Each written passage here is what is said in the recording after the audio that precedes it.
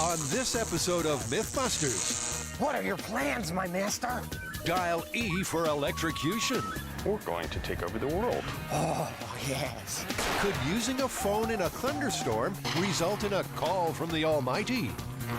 I'm feeling really Miami Vice right now. Is it a boating blunder or a time-saving triumph? On the water with a new set of wheels? And it's a Civil War baby boom. Can getting shot get you pregnant?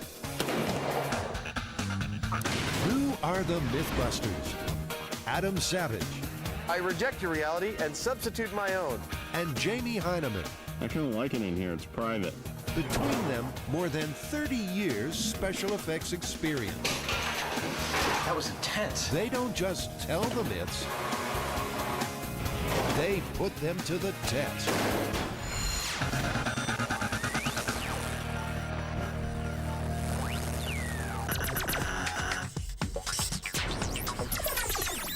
Jamie, I know the phone wasn't invented when you were born, but about the time you were growing up, were you ever told to stay off the phone in a lightning storm?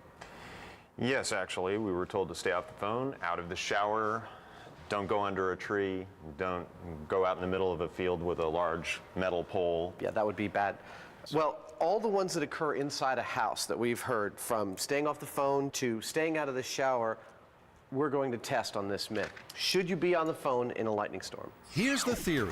Lightning strikes your house, or the phone or power cables leading to it, and it looks for the quickest way to the earth. Usually that's through a ground wire. But failing that, conductive wiring or metal plumbing is the fastest route. And if you happen to be hooked up to that... But can it actually happen? To find out, the Mythbusters need a house and lightning. The second part sounds tricky. But it turns out they're in luck. Pacific Gas and Electric has a facility specifically built to test the impact of lightning strike on electrical equipment. Jamie, I think my house? I think you should live here, man. It's great to visit a place that looks exactly like you think it should. Yeah, it's a great place to recharge after a hard day's work. You need lots of space and lots of electricity. They need so much electricity here, they use generators to make their own. So they don't black out all the houses for miles around. This would be called man's feeble attempt to generate lightning.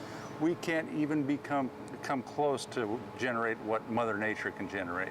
Well, good for Mother Nature. How much can you generate? What we can generate here is up to 700,000 volts at about 500,000 watts. A real lightning bolt has more than 100 million volts, but 700,000 should do the trick. Now, before they get to fool about with lethal electricity, they need to build their stunt house. We need a dial telephone, 2-inch conduit, Yeah, might have that. roofing shingles. What about telephone jack and telephone wires? The Building Resource Center is where old houses come to rest in pieces. You want it? Chances are they've got it. And also stuff you didn't know you wanted till you found it. There we go. Jamie, I think we might have finally found a way to control me. There you go. Come here.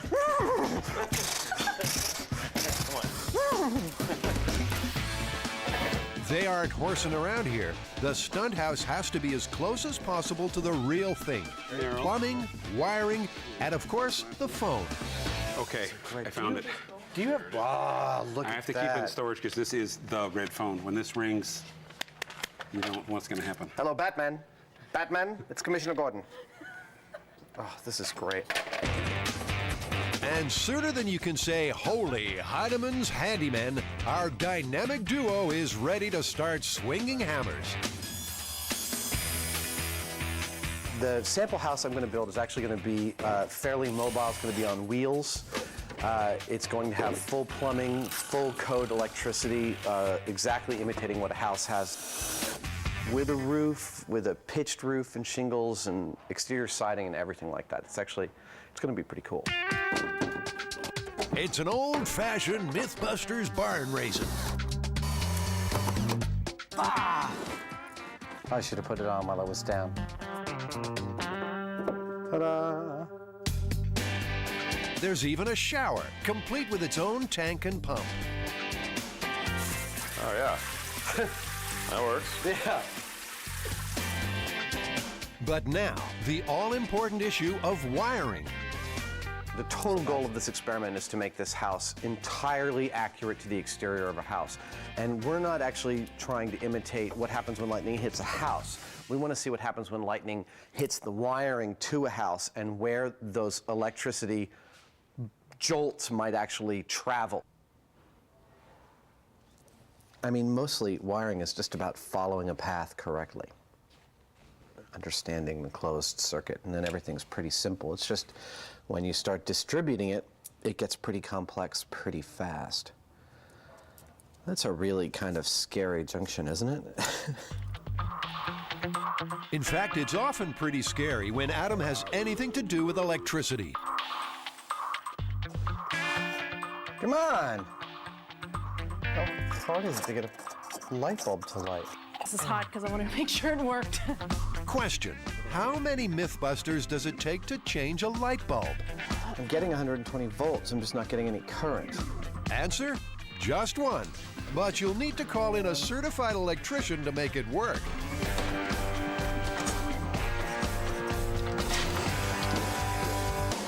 There we go. Well, that was easy. Thank you. You're welcome. Hopefully, we're not going to have any more problems before the test. So I'm not sure. Stephen runs an eye over the entire setup and finds the wiring does meet California's building codes. You sure this is plugged in? I'm sure that it's Plugged in? Stephen, have you heard the myth or the tale that you should stay off the phone or stay out of the shower or not watch television or work on a computer during a lightning storm? I can see the telephone or electric devices because if there's a strike in the house and you get a big surge, that would not be good for anything that's connected with wire in the house, be that a computer. I've certainly heard about, people's computers pretty much melting and frying down. I've heard about problems with telephones, but I've never actually seen the melted pieces and held them in my hand. Our little shotgun shack is all ready to go. We've got the computer set up, we've got 2 kinds of phones, we've got a television, we've got wall switches, plugs, junction boxes, everything to code, plus a shower that will be fully grounded, and we're ready to shoot lightning bolts at this thing. I mean, I've been ready to shoot lightning bolts at it from the beginning, but now we're officially ready. And so Adam and Jamie will take their new home on the road. Its destiny is electrifying. But first, the Mythbusters have a date with history.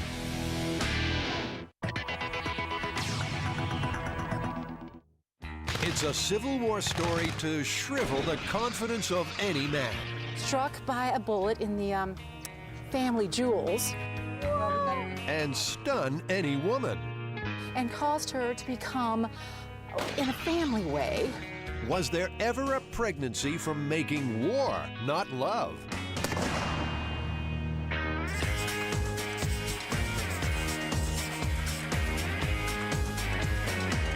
Guys, it's been a long time coming, but it's finally time to do. Son of a gun. Exactly. All right. One of the oldest and most bizarre medical myths. The story is about a young Civil War cavalryman who is shot by a musket ball.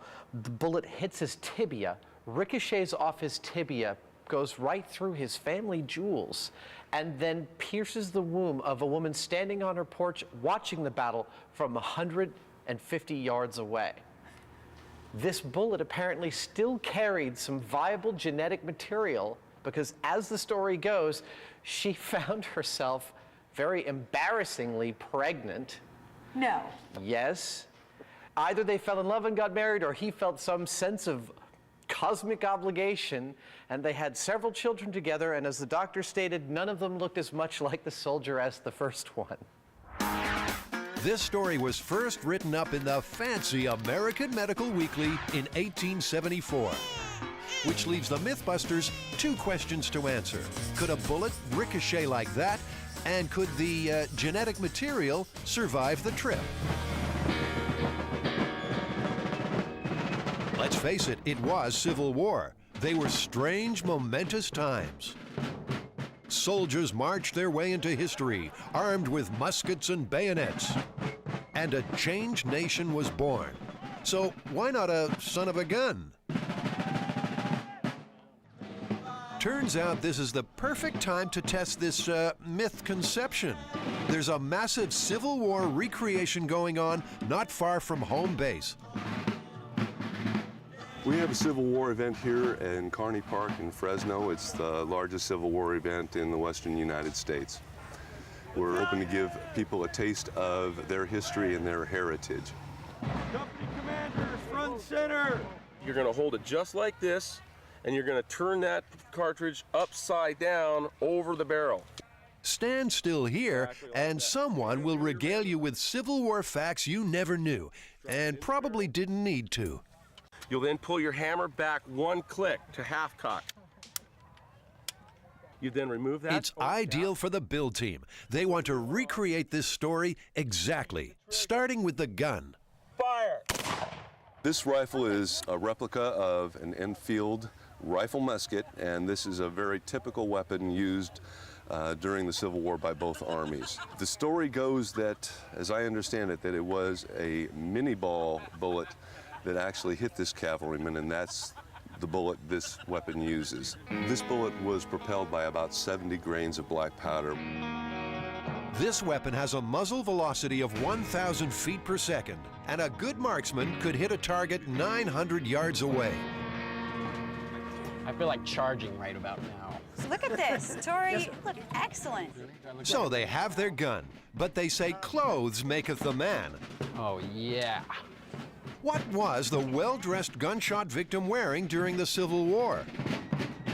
This is a pair of trousers that a Union soldier would be wearing. It is made of wool, as you can feel. Wow. Well, what about the underwear? Soldiers, and of course anybody during that period, wore what was called long johns, and it was an overall piece. You know, a top and the bottom part connected. And they even wore them during the summer? No, wore them during the summer. Oh, yeah. Now, something for the lady of the house. Something retro, maybe, with just a hint of immaculate conception.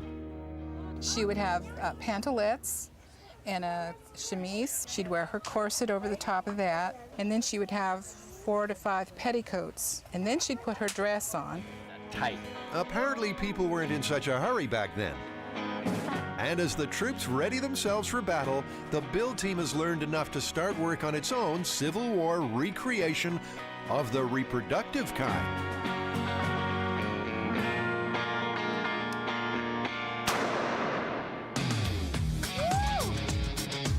When they say they're measuring out 70 grains of black powder, they're not actually talking about individual grains.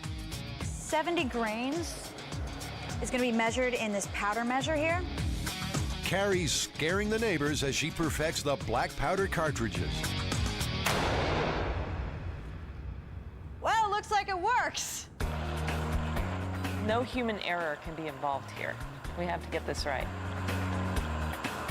So I'm going to make a gun mount, a gun holder, that we can aim really precisely. More than a mount, Scotty aims to fit that old musket with a genuine Civil War laser sight. We're going to make one with a human bone that's dried, and then one with the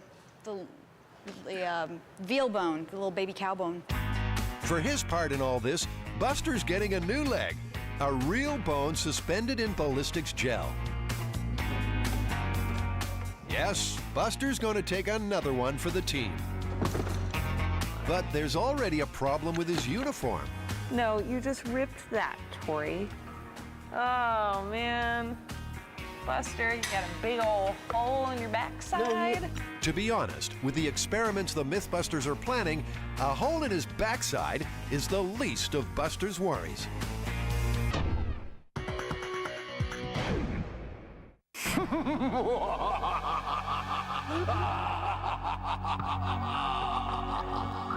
Well, we all knew it would happen one day. What are your plans, my master? We're going to take over the world. Oh, yes. Yes. The evil scientist in Jamie and Adam has finally busted loose. They're about to wreak massive global havoc. They'll start conservatively with this little playhouse. They've brought it to Pacific Gas and Electric's testing facility to tackle the myth that lightning can travel down your home's wiring or pipes and kill you while you're on the phone or in the shower. So this is the arc. This is what the arc will actually come off of. Why not? This facility can generate up to 700,000 volts, but by using half that, they'll get more amps. It's that flowing current that does the damage. And since everyone's feeling pretty good about being alive, Chip, the ballistics gel dummy, will be taking hits for the team.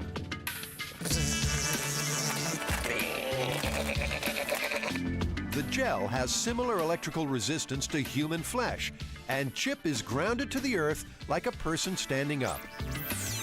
This electrode will give us about 200,000 volts. Now that's enough to make it jump across the 2 feet here, through these wires, down either into the electrical box here or through the phone lines. Our test subject here, Chip, is set up with a phone strapped to his ear. We've also taped in some gunpowder in a little paper baggie here. And finally, we have our Mythbusters patented heart paddle current meter setup, where we've got 2 copper paddles set up right where the heart would be. And if we read more than 6 milliamps of current across these lines, we know we've got a dead guy.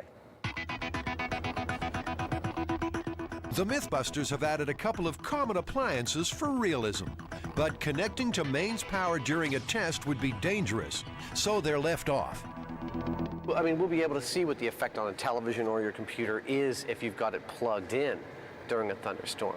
But unfortunately, we won't be able to have them running during our test. I think what's going to happen when we zap the house is that we're going to see this nice long arc jumping from the electrode into the house.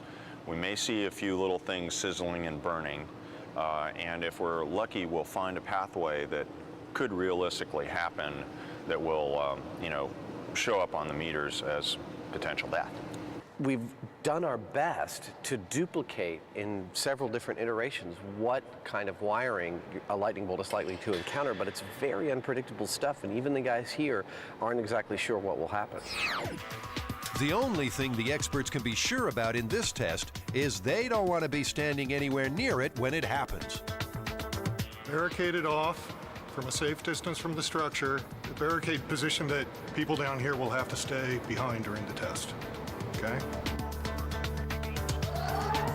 Here's how this will work. Electricity can jump through air. Every 10,000 volts adds about 1 centimeter to the distance. Closing 200 over 5. With the electrode in this position, when the charge reaches between 200,000 and 300,000 volts, it will zap across to the house. It's a waiting game as the charge builds. Their mad scientist fantasy is coming to life.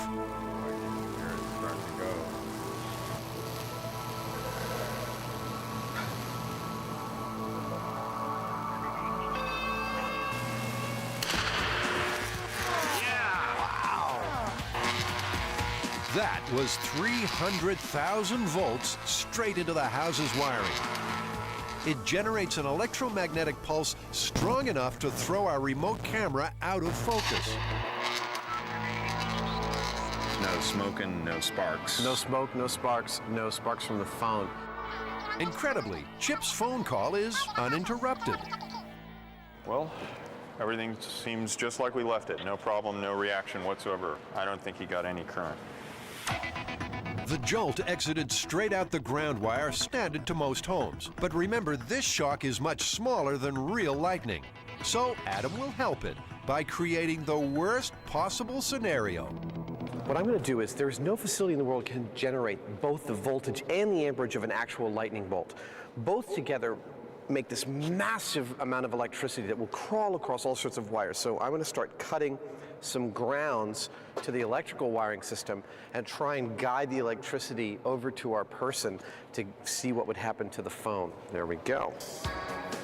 So, now minus the ground wire. Can that thin telephone cord carry a fatal charge? 100 kV. It's hot. He's going up in voltage. 150,000. 200,000. 200,000. 220, 230. actually worked. That was beautiful. The lightning arced from the mouthpiece into Chip's head, setting off Jamie's charge. The jolt finding its way with disturbing accuracy. That was awesome. I can't believe that worked so well. Are we clear? Do you want us to put out the fire? I'll just blow it out.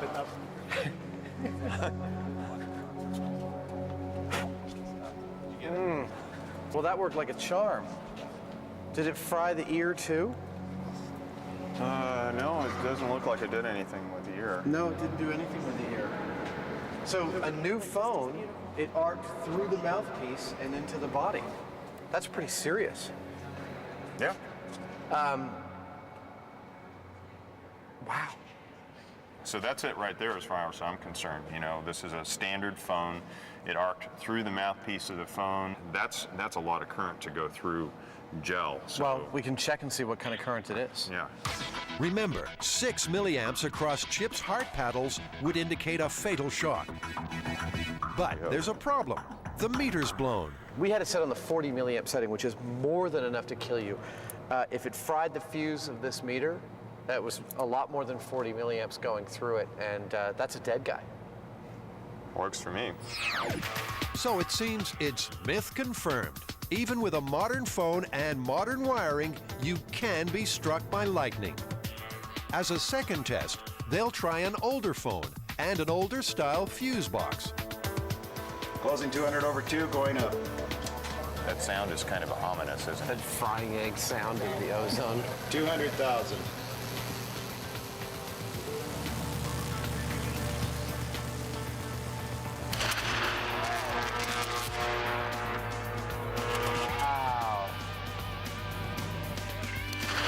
This time, Jamie's gunpowder didn't ignite, but Chip's was definitely hit, and the meter blew again.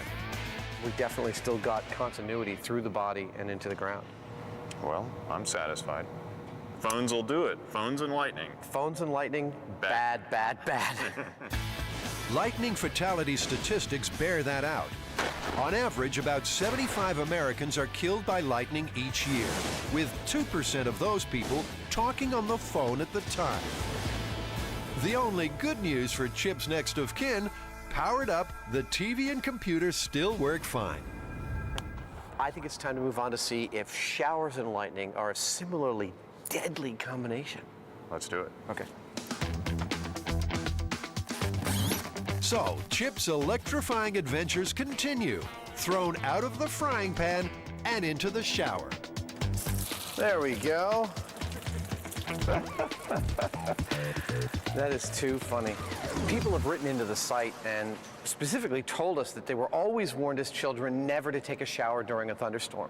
We have grounded plumbing, which is running near electrical wire. We're hoping for a short between the electrical wire and the plumbing. And then our guy here, I've put a ground wire directly into him. This is basically equivalent to if you're standing in the shower and you're standing on the drain, which is also grounded. It looks beautiful.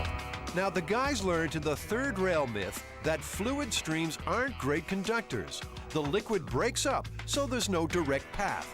But at these voltages, who knows? They're ready to go. Ramp it up. 140 kV. It's a lot.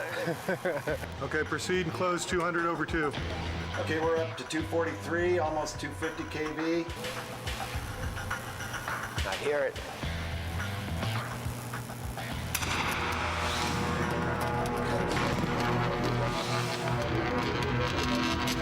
Did you see that? Yes, I did. It's amazing. I'm not sure what I saw, but I saw it. Only the Mythbusters could manage to start a fire in the shower. There you go. Here. So, Chips is saved from the fire, but was he already toast? The meter is inconclusive again. The electromagnetic pulse that messed with our camera could be frying it too. Even so, there seems little doubt you don't want to be in the shower during a storm.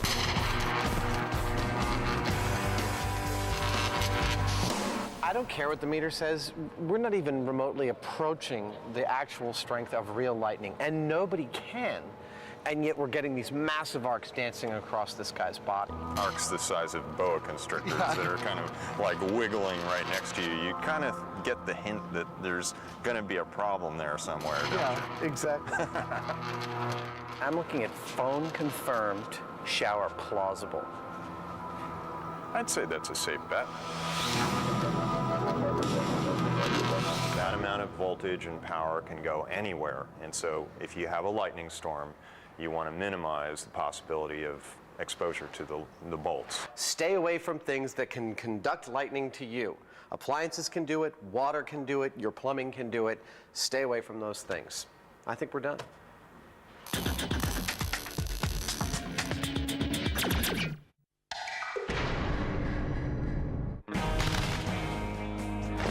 The Civil War was the bloodiest conflict on American soil. 4 years, 600,000 dead. But amid all that misery, could a life have been created? Was there a son of a gun? There was a gentleman out on the battlefield, and he was struck by a bullet in the family jewels. Continues on, hits a young lady in the abdomen and impregnates her.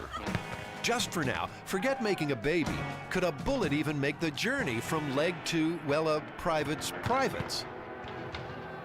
Cavalrymen oftentimes fought dismounted. It's very hard to hit anything sitting on a horse. Horses move. When they dismount, they tend to kneel. It gives them better accuracy, a position like so. All right? So, if someone is firing at me, the bullet hits me in the lower leg, continues on, and who knows what's behind me.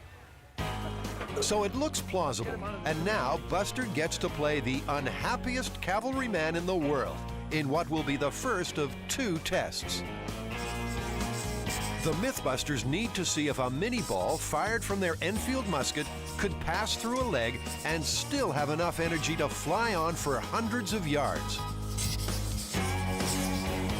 3, 2, 1. Oh, low. Low and to the left. Come a little more left. Civil War expert and marksman Jim Mitchell is helping adjust the sights. But darned if they just don't keep missing. In 5, 4, 3, 2, 1.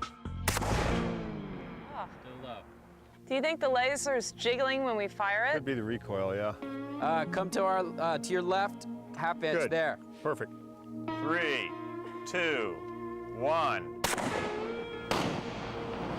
It's low and to the right this time. It was a lot lower. Ay, ay, ay. All right, well, clearly modern technology is not helping us out here. We're gonna have to do this old-fashioned way. Think you can pull off this shot? Sure. There you go, sir. Very good. We've got Buster set up with a artificial calf, which is ballistics gel with a real tibia and fibula in it. Jim's going to aim for that, and we're going to catch on this grid back here a high-speed shot of what that bullet's exit velocity is. If Jim hits the leg in exactly the right point and the bullet leaves, we will be able to measure the speed that it leaves at and be able to tell whether it would be possible for the bullet to travel the other 150 yards and hit the woman. So in the interests of ballistic investigation, Buster gets a brand new leg. But long and bitter experience has taught him not to get too attached to his limbs. And that is especially the case today. All right. In 3, 2, 1.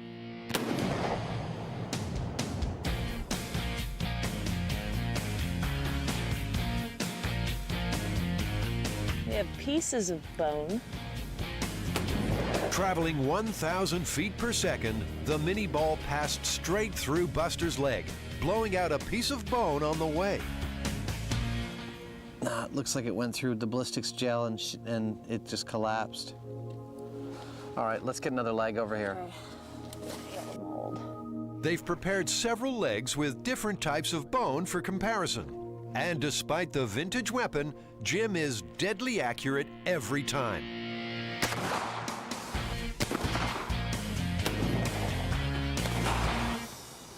That feels like a bone hit to me. I don't know. Completely Do you think that was shattered it? at the bottom, yes. That Yep. was the most recent hit? Yes.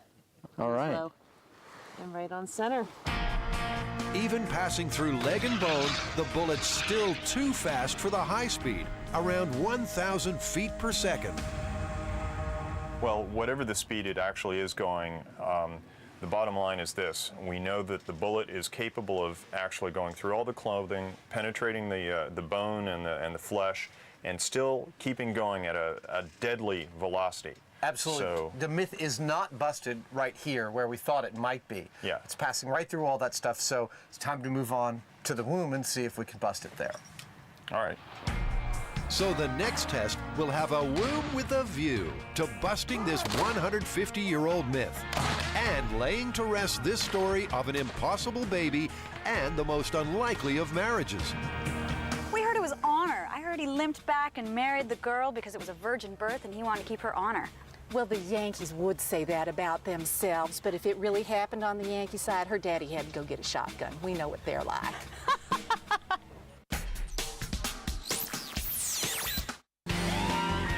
It's a big day out for the Mythbusters. I'm feeling really Miami Vice right now. They're going boating. Waves, woo! But this is no ordinary cruise. So what kind of speed are you getting now, Jamie? They're going to recreate the dumbest mistake on the high seas.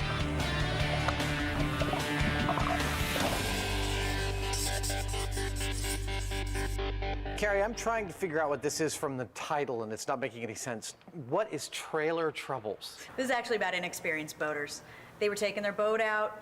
The boat just wouldn't get any horsepower. It wouldn't go. It couldn't get above 5 miles an hour. So they took it back to dock. They called their repairman to come find out why the boat's just not working. The repairman shows up.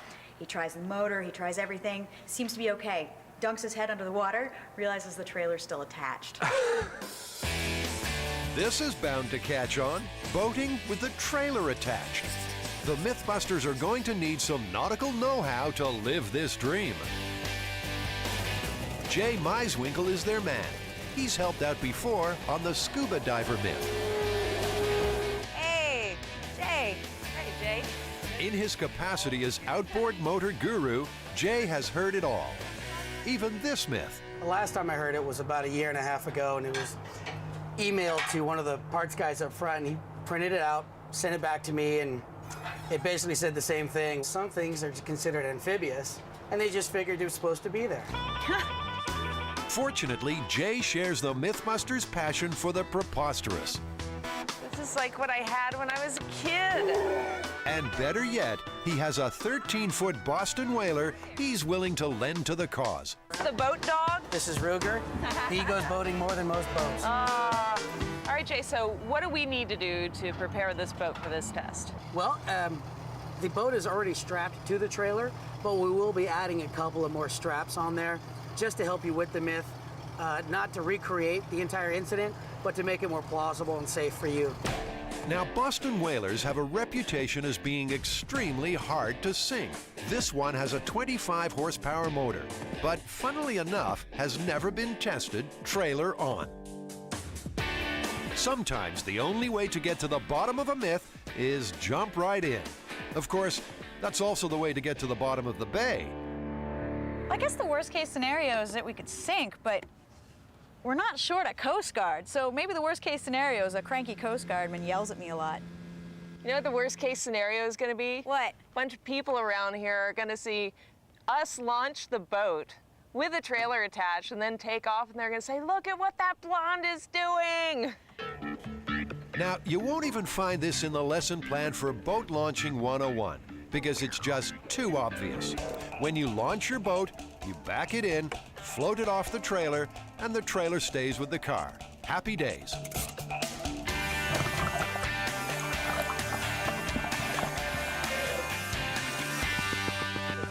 I got a GPS system so we can track how fast we're going in the water. Cool. So while you're driving, I know exactly how wily you're getting.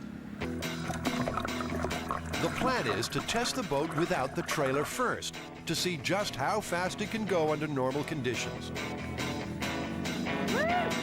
Or as normal as they can be with Rev Head Scotty at the wheel. Let's see what this baby's got. Woo!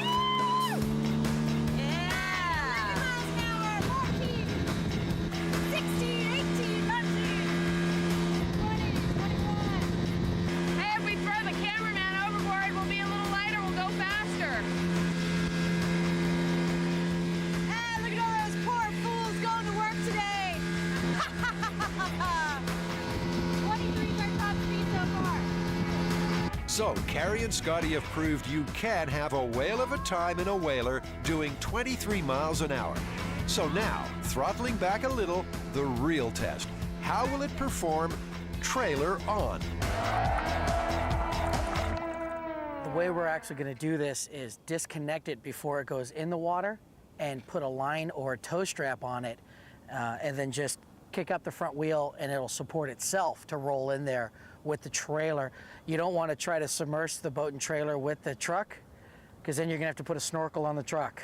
Is this how you would strap it on if you wanted to get the boat in the water with the trailer? This is how the myth would be. They would have normal transfer straps holding the trailer on, but since we're testing, we're going to add some more. These straps shouldn't affect the boat's performance, or lack of it, just make it more secure. And now, perhaps the biggest question of the test, all strapped up, would the boat even float?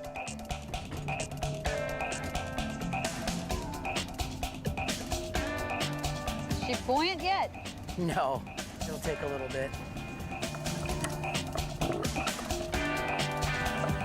Yeah, that's floating. That thing's really buoyant.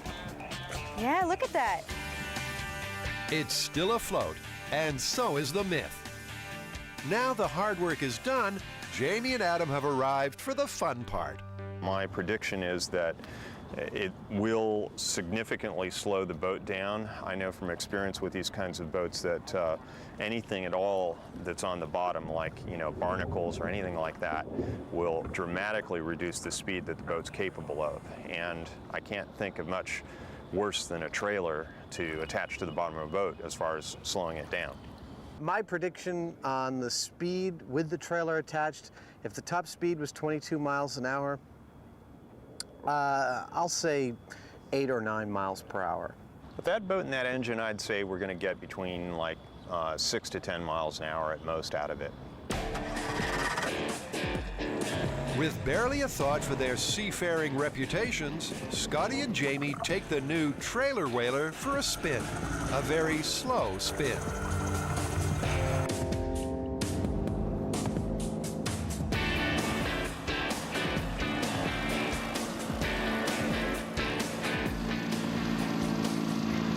It's already moving kind of sluggish for that speed, isn't it?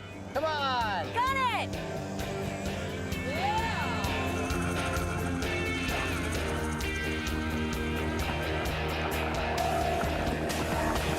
So what kind of speed are you getting, Jamie? We're going 4.7 miles per hour, and we're at full throttle. Whoa, we hit 4.8 for a moment there. That's flat out, right? Flat out, it does not go any faster. Sure, it's slow, but even so, it seems this myth is entirely plausible. So maybe those people weren't as stupid as we originally thought. What are you doing? What's our speed? It's not helping. Do you think it's worth trying to ride just right out of the water onto the ramp? Well, that'd certainly be a lot more interesting than doing what we're doing now. So it works, and maybe the Mythbusters are onto something. The amphibious runabout.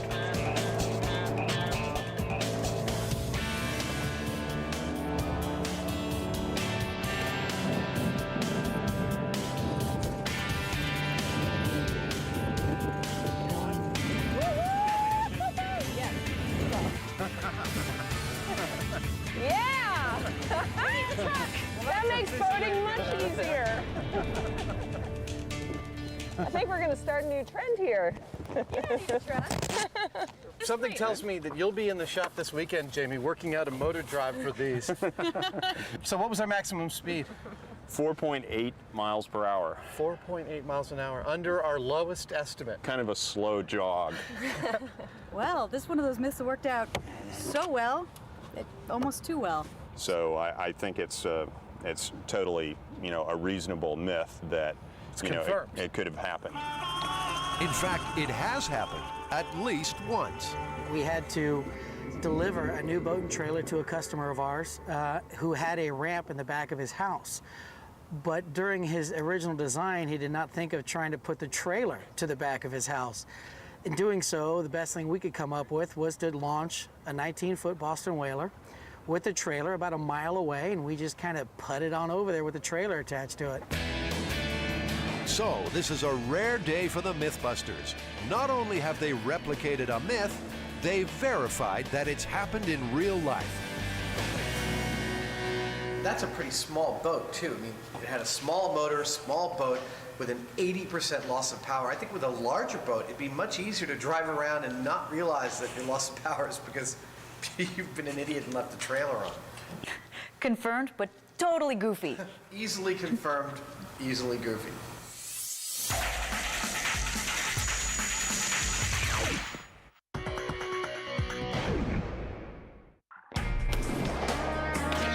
The Mythbusters have shown, ballistically at least, the son of a gun myth is possible. But now, a setback. While the term son of a gun does stem from those times, it seems it has nothing to do with this myth. Sailors lived on the gun deck, and so that's where they fraternized. So a son of a gun is a child that is conceived on the gun deck of a British man of war.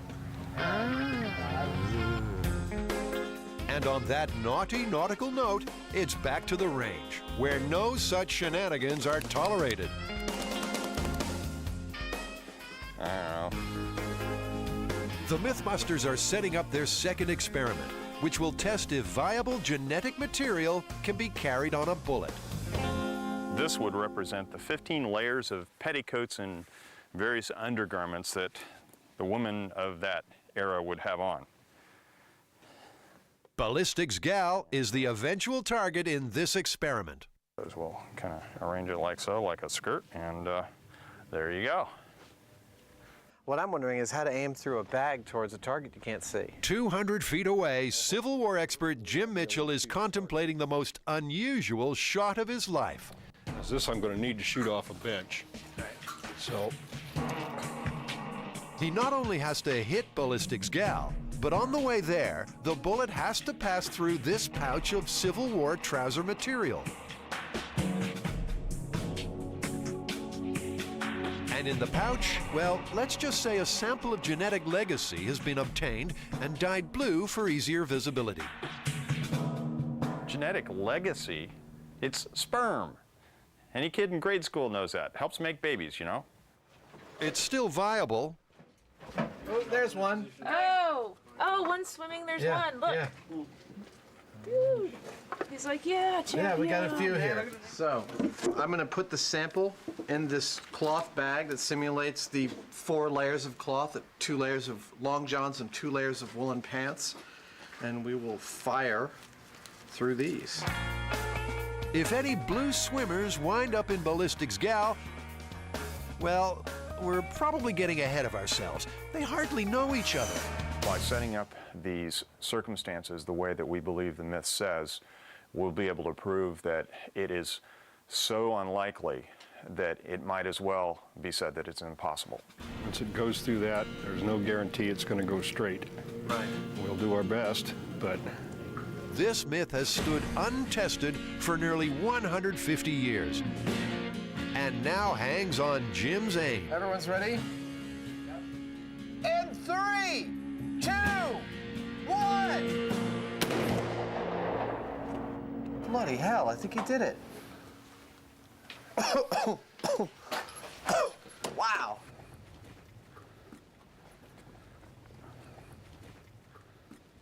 That's amazing. He did it on the first try. That's just incredible. It went all the way through. It did? Yeah. Fantastic. Do you have a scraper? Yes, I do. I guess I should scrape the entry, huh? Yeah. Oh, that's a perfect shot. I know, I can't believe you pulled that off. Amazing. Jim, that was just a perfect shot. It was really stunning. Jim's done his part. Now, entry wound samples will be examined under a microscope for traces of still viable genetic material. But first, spare a thought for our hero and heroine. Could the unhappy cavalryman have survived this wound? Could Ballistics Gal have lived to tell her unfortunate tale? Constance Smith Golda is at the cutting edge of Civil War medicine. So say Tori here's a Union soldier. You have to treat him anyway. And he has had a mini ball go through his tibia and proceed through his... Will he survive? It depends on how quickly he's gotten medical attention right on the battlefield. If you can get a tourniquet on you and stop the bleeding, and they can get you back to a field hospital or field station like this one within, oh, say an hour, yes, we can try very hard to save your life. So the woman that actually gets hit with this bullet, is she going to be able to survive? If I'm not going to be naked in front of my husband when I am bearing his child or conceiving his child, I am not going to get naked in front of a strange doctor in the middle of a battlefield hospital and have him look at me. She probably would have bled to death out of embarrassment more than anything else. Well, that's a blow, but back to the experiment. Did the bullet deposit genetic material in Ballistics Gal? We're scanning for any residue. Keep on moving. Well, if anything was moving, you'd see it. Yeah. I don't see anything. I know, I don't even see any things that look like our cells. I mean, I can see all sorts of stuff, like the thread residue, the burn residue, pieces of the petticoat. I mean, there's tons of identifiable stuff in here, but none of it is genetic. Keep going. Keep going. So, at a distance of 200 feet, nothing was transferred from the pouch to Ballistics Gal. As a double check, they try again from 50 feet. 3, 2, 1. This time, Ballistics Gal is brought in for a more thorough exam. Okay. You know what? We're just not finding anything. I mean, we fired right through that bag of genetic material from 50 feet away. I really think we've done the best effort to find anything. A Birds and Bees reality check is in order here. Yes, sperm does form in the testes, but the mature guys live higher up. And while one mature sperm causes fertilization, many are needed to first break down the walls of a woman's egg. A lucky survivor on the end of a bullet just won't do it. So how did the myth start? Constance, why do you think people tell this story? Because it's a wonderful, dirty story. Everyone's salacious. We want to talk about what someone else did. Plus, there are a number of young ladies that really desperately had to explain how that child got here. It seems after all that, this great Civil War myth was really just a great, embarrassed cover-up. There was some truth to this myth, that a mini ball could go through fabric, through flesh and bone, and easily go 150 yards. Yeah, but despite Jim's remarkable shot, there's just no way any biological material would survive on that hot bullet, even over 50 feet. We found burn marks on the petticoat and still weren't able to find anything in our scrapings. So I think that myth is pretty much busted. I never get tired of doing that. Never. Busted.